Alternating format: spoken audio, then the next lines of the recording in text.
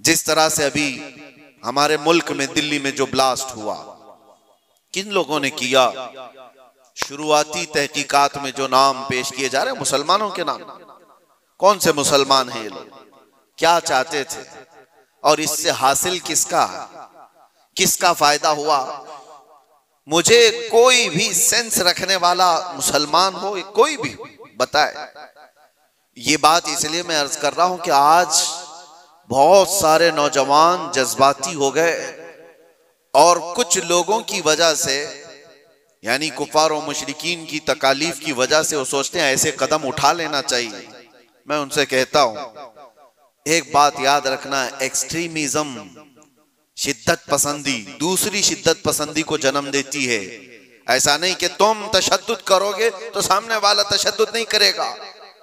तुम एक करोगे सामने दो करने वाले होंगे, तुम दो करोगे चार की शिद्दत और हो जाएगी। ये हल नहीं है दुनिया में। जिन नौजवानों ने ये रास्ता इख्तियार किया, अगर मेरी बात वो सुनते हैं तो तवज्जो चाहता हूं, किसका भला किया है?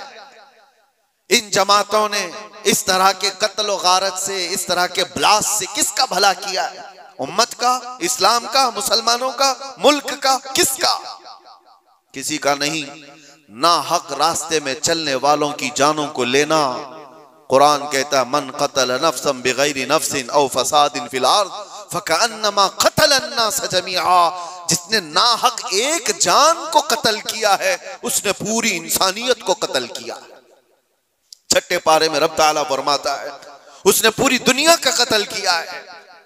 लोग क्या समझते हैं? ये ब्लास्ट कर लेना, किसी भी इलाके में जाकर के बारूद से उड़ा दिया जाना, इसको जिहाद से ताबीर करते हो? जिहाद की वो जो आला और पाकीज़ा सूरत है उसको मस्ख करते हैं, उसको लोगों के दरमियान बुरी शक्ल पेश करने के लिए। मैंने तो कभी आज तक ये महसूस भी नहीं किया। इराक के भी बहुत सारे सफर किए। चंद सालों पहले पूरी दुनिया में ISIS ने अपनी दहशत पैदा करके रखी थी। क्या थी ये जमात? कभी भी करीब से देखने वाला और पढ़ने वाला समझ सकता था इस्लाम की बूबास भी इन्हें नहीं लगी।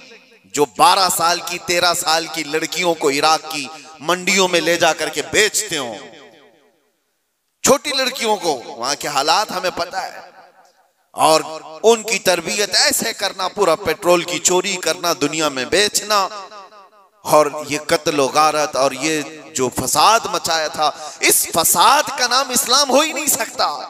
और इसीलिए मैंने सबसे पहले आयत क्या पढ़ी, वला तुफसिदू फिल अर्दि बअद इस्लाहिहा। रब ताला फरमाता है इस पूरी जमीन पर कहीं फसाद मत मचाओ इसकी इस्लाह किए जाने के बाद। अरे मियां, यहां कचरा डालने की इजाजत नहीं है, तुम खून बहाने की बात करते हो। हाँ, मोहम्मद अरबी सल्लल्लाहु तआला अलैहि वसल्लम का वफादार जो होगा, अरे शेर तो मैदानों में लड़े जाते हैं, मुकाबला होगा तो मैदानों में मुकाबला होता है। यूं नहीं होता कि नाहक कोई भी रास्ता चलने वाले की जान ले ली जाए और उसको कहा जाए कि ये जिहाद है, ये जंग है, ये बदला है, ये इंतकाम है। हरगिज नहीं। मैं सख्त मजम्मत करता हूं ऐसे तमाम गतिविधियों का। कोई भी नौजवान इस तरह की हरकतों में मुलव्विस होता है तो जानते हैं इसका नुकसान कितना लंबा होता है, कितना लंबा नुकसान होता है। उन जालिमों ने जो कुछ भी किया, चंद महीनों पहले कश्मीर में जो हुआ था, पहलगाम में चुन चुन करके जिन लोगों को मार दिया गया था, वो जो सैरो सियाहत के लिए गए थे वो किसके दुश्मन थे? किसके दुश्मन थे? जिनको उन्होंने पकड़ पकड़ करके नाम पूछ करके मारा, वो किसके दुश्मन थे? क्या इस्लाम के दुश्मन थे, मुसलमानों के दुश्मन थे, या तुम्हारे कुरान हदीस किसी की दुश्मनी की थी जिनको पकड़ के मारा गया? क्या इस्लाम में इस बात की इजाजत है कि कहीं पर भी कोई घूमने आए और उसको मार दिया जाए? उन जालिम कुत्तों ने जिन लोगों को मारा, उसके बाद जो दहशत फैलाने की कोशिश की, उसका असर क्या होता है दुनिया में और दूसरी जगहों पर? गैर मुस्लिमों के पास यही मैसेज जाता है कि ये इस तरह तन्हा पाकर कहीं पे भी कत्ल कर सकते हैं। पूरे मुसलमानों को उन्होंने खतरे में डाला। आज जो हुआ इसका भी असर वही होगा जो 9/11 के बाद हुआ था। आपको पता है 2001 में अमेरिका के अंदर जो बिल्डिंगें गिरा दी गई थी, जिसमें 3000 लोग करीब मारे गए थे, वर्ल्ड ट्रेड सेंटर पर जो हमले हुए थे, उसकी तहकीकात हुई। उसके बाद फिर कई सालों के बाद अफगानिस्तान से जिम्मेदारी कबूल की एक जमात ने कि इसको हमने किया, लेकिन उसका असर क्या हुआ जानते हैं? तकरीबन 11-12 साल तक उस शहर में ऐसे हालात हो गए थे कि मुसलमानों का जीना तंग हो गया। कोई देखना नहीं चाहता था किया किसने, लेकिन कसूर भर कौन रहा। इसलिए मेरे अजीजों, कोई एक नौजवान अगर ऐसी हरकत करता है, अभी जैसे तहकीकात में ये बात आती है कि ये डॉक्टर पेशे से ताल्लुक रखने वाले लोग थे, शुरुआती तहकीकात ये बता रही है कितना अजीम पेशा था जिसको इख्तियार किया गया। ये बातें मैं इसलिए कह रहा हूं कि बहुत सारी जगहों पर हो सकता है कि पॉलिटिकल बनाया गया हुआ कई जगहों पर होता है, लेकिन मैं ये जानता हूं ये चीजें जो ये हरकतें हुई हैं, रियल कुछ लोग इसमें मुलव्विस होते हैं, क्योंकि जेलों में मैंने देखा है पुलिस एटीएस सबको यूं ही उठा करके नहीं भर देती, इनके हालात होते हैं, हमने खुद देखा है, इनसे बात भी किया है। एक बात मैं आपको बता देता हूं, पुलिस से तो वो अपना जुर्म छुपा सकता है, कैदियों में आपस में तो अपना जुर्म बताता ही है क्या क्या किया था। हमें पता है क्या क्या प्लानिंग किए जाते थे।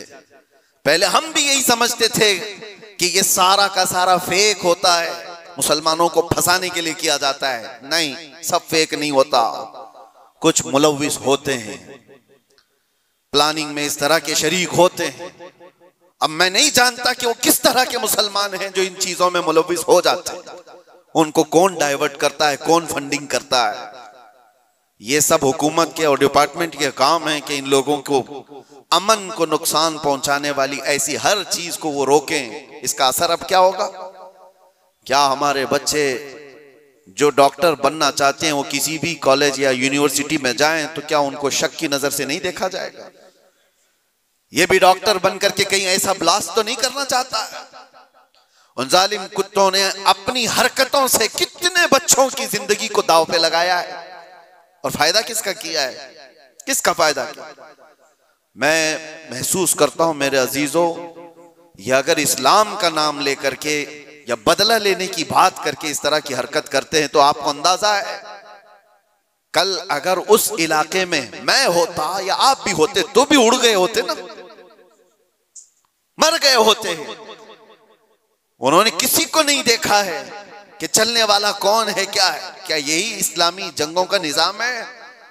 क्या ये रसूलुल्लाह सल्लल्लाहु तआला अलैहि वसल्लम की तालीमात का कोई एक हिस्सा है? सुनो, मेरे आका सल्लल्लाहु तआला अलैहि वसल्लम प्रॉपर जंग में भी जब भेजते थे तब भी सहाबा को फरमाते थे, रास्ता चलते हुए कोई बैठा हुआ आदमी हो तो उसकी तरफ तलवार नहीं उठाना। मेरे आका सल्लल्लाहु अलैहि वसल्लम, ये तो जंग की हालत भी नहीं है अभी हमारी, कहीं जंग की हालत में है हम लोग?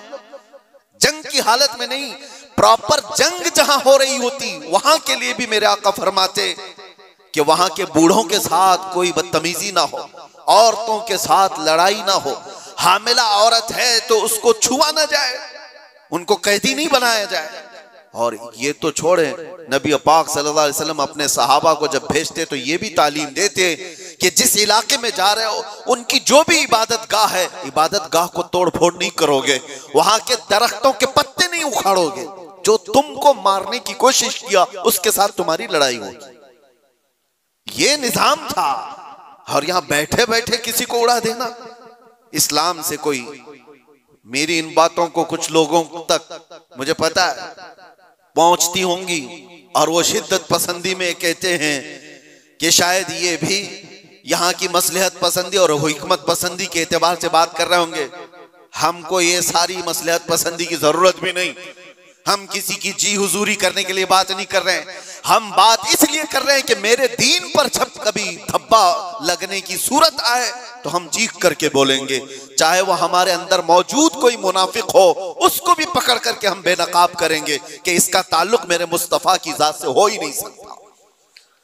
इसलिए हमें बोलना जरूरी है, चाहे वो इस्लामी नाम से कोई मुल्क भी हो, पाकिस्तान, अफगानिस्तान, इराक, शाम, कहीं पर भी पनपने वाले, हम सबसे पहले टटोल करके देखेंगे तुम्हारे चेहरे को देखकर, तुम्हारी दाढ़ी को देखकर, तुम्हारे जुब्बे कुब्बे को देखकर, तुम्हारे निजाम हुकूमत को देखकर हम ये नहीं समझ लेंगे कि ये खलीफा आ गया है, ये इस्लाम का बोलबाला आ गया है। सबसे पहले हम टटोल करके देखेंगे कि इसकी सीरत सिद्दीक़ अकबर से मिलती है या नहीं, फारूक आजम से मिलती है या नहीं, उस्मान और अली से मिलती है या नहीं, इसकी तालीमात में मेरे मुस्तफ़ा का इश्क झलकता है या नहीं।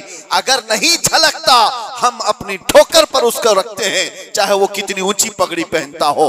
हाँ, अगर मेरे मुस्तफ़ा का वफादार है तो किसान का बच्चा भी हो तो हमारे सर का ताज।